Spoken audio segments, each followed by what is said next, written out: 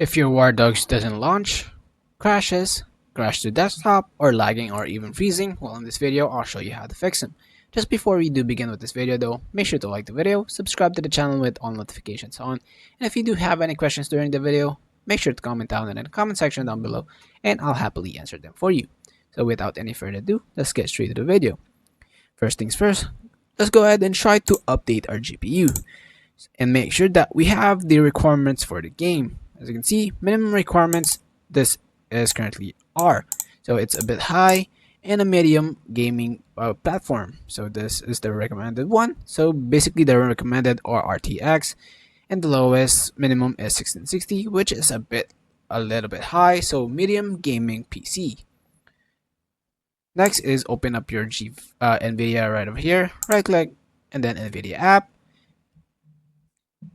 On the left panel right over here, once it opens, click drivers and make sure to download the latest available driver for your GPU. Once done, do the installation process, do the express installation, exit this out, restart your PC, relaunch your game and see if it still crashes or any freeze or lagging.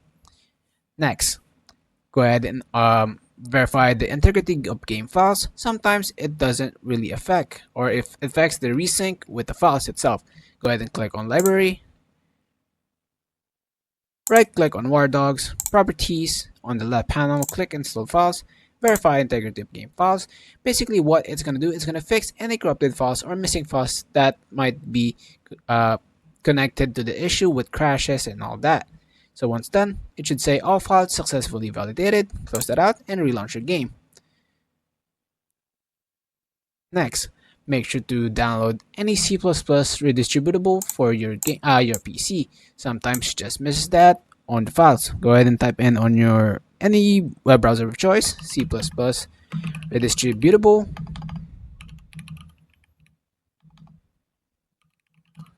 Over here, sorry for the misspell. Go ahead and click on the latest supported Visual C++. Scroll down and go to the second table. This is the first table right over here. On the second table, make sure to download the 64-bit if your PC is currently using a 64-bit. And if you're using an 86-bit for a PC, go ahead and click on this. Once done, it will show up right over here.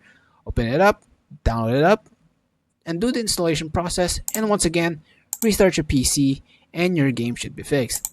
I hope you guys find this video helpful. If it did, please leave a like on this video. Thank you guys so much for watching. Have a great rest of your day. Peace.